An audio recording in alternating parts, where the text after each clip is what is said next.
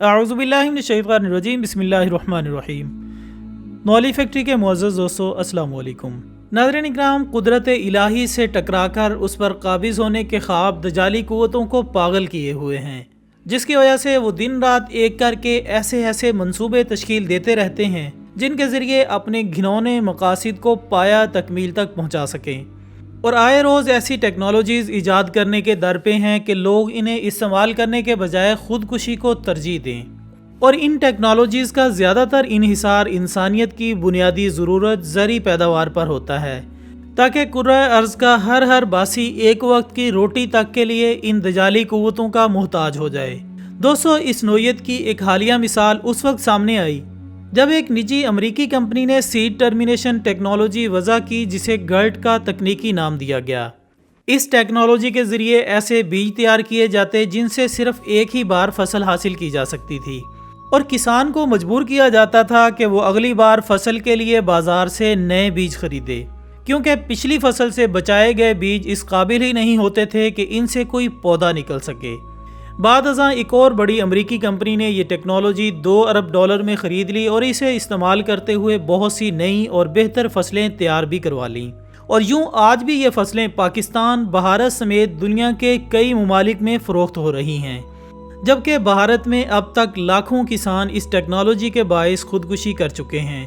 کیونکہ ایک بار فصل خراب ہونے کے بعد اس کے بچے کھچے بیجوں سے دوسری فصل پیدا نہیں کر سکتے تھے،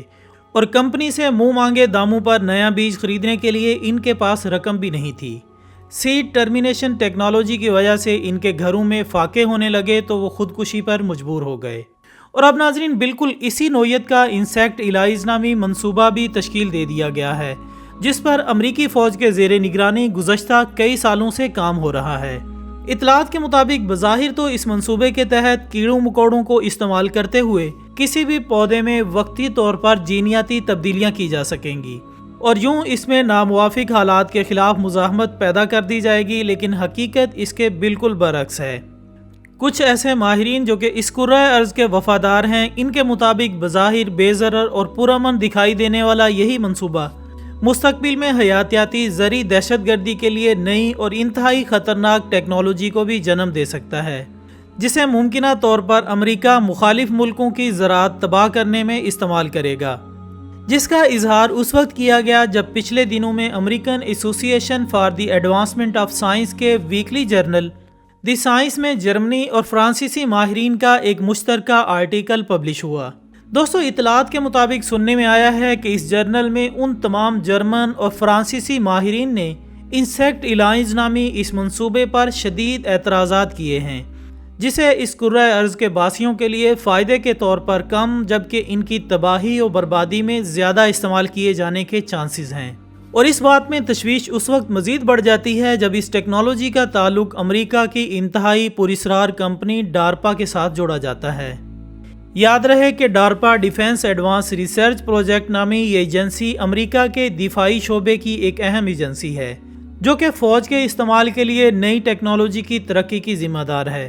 اس صورت میں جو کام امریکی محکمہ زراعت یعنی ڈپارٹمنٹ آف ایگریکلچر کا تھا، اس پر اس قدر زور لگانا اور ایسی ایڈوانس ٹیکنالوجی ایجاد کرنا سمجھ سے بالاتر ہے، اور سب سے بڑھ کر اس معاملے کے بارے میں امریکی فوج کے حکام بھی وضاحت دینے سے قاصر ہیں کہ آخر دفاعی امور سے تعلق رکھنے والا ایک خالص فوجی ادارہ کسی زرعی یا حیاتیاتی منصوبے میں اتنی دلچسپی کیوں لے رہا ہے، اور تکنیکی بنیادوں پر ماہرین کی تشویش پر امریکی حکام اب تک وضاحت دینے میں ناکام ہیں۔ بین الاقوامی دفاعی تجزیہ نگاروں کے مطابق اس منصوبے کے تحت کسی وائرس سے متاثر کردہ یا جینیاتی طور پر ترمیم شدہ کیڑے کسی پودے یا فصل پر حملہ کرتے ہیں اور اپنا جینیاتی مواد یعنی جین یا ڈی این اے اس میں داخل کر دیتے ہیں۔ اس کے تھوڑی دیر بعد ہی پودوں میں وقتی طور پر کچھ ایسی خصوصیات پیدا ہو جاتی ہیں جو کہ اس میں قدرتی طور پر پہلے سے موجود نہیں ہوتی۔ اب اسی ٹیکنالوجی سے فائدہ اٹھاتے ہوئے پودوں کو ایسا جینیاتی مواد داخل کرنے کے قابل بھی بنایا جا سکتا ہے جو کہ انہیں موت کی نیند سلا دے اور صرف چند ہی دنوں میں پوری کی پوری فصل تباہ کر دے۔ محترم خواتین و حضرات، یہ بھی کہا جا رہا ہے کہ اس ٹیکنالوجی کو پختہ ہو جانے کی صورت میں صرف جینیاتی مواد تبدیل کرنے کی دیر ہوگی، جس کے بعد بظاہر مفید نظر آنے والی یہ ٹیکنالوجی ایک بھیانک اور مہلک روپ دھار لے گی۔ لہٰذا بہت سے عالمی ماہرین نے خبردار کیا ہے کہ ایسی کوئی بھی صورت حیاتیاتی ہتھیاروں پر پابندی کے عالمی معاہدے کی کھلی خلاف ورزی ہوگی۔ لیکن اس کے باوجود انسیکٹ الائنس میں جس طرح کی حیاتیاتی ٹیکنالوجی کو پختہ کرنے پر کام ہو رہا ہے، وہ آنے والے برسوں میں امریکہ مخالف ممالک کی فصلیں تباہ کرنے میں اتنی ہی سہولت سے استعمال کی جا سکے گی جتنی سہولت سے اس کے ذریعے فصلوں کو مضبوط اور بہتر بنایا جا سکتا ہے، اور بدلے میں وہ ہمیں اپنی حرام مصنوعات کا عادی بھی کر رہے ہیں، اور اس کے لیے وہ اپنی مصنوعات کو اسلامی ممالک میں دھڑلے سے بیچ رہے ہیں،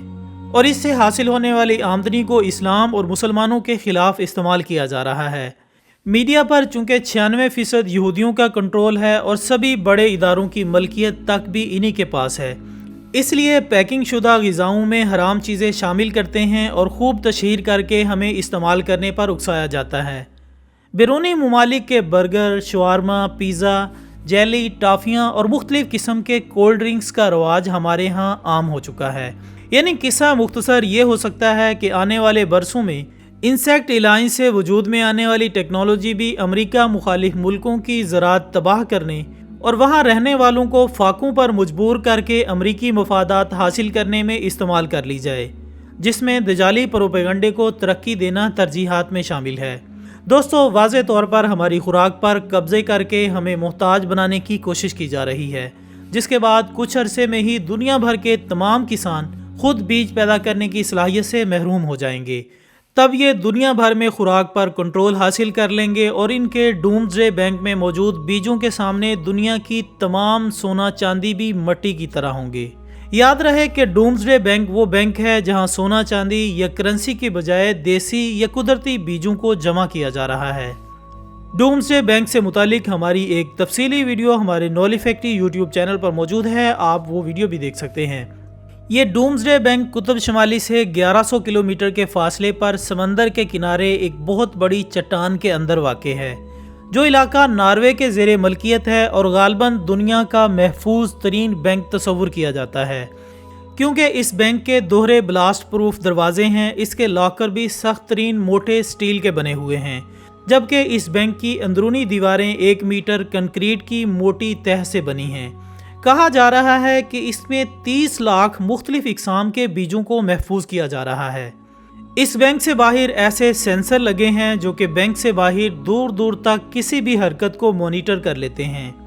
جبکہ اس حوالے سے حضور اکرم صلی اللہ علیہ وآلہ وسلم کی ایک حدیث مبارکہ بھی موجود ہے، جس کے مطابق قیامت قریب آئے گی تو ایک دانے کے لیے لڑائی ہوگی۔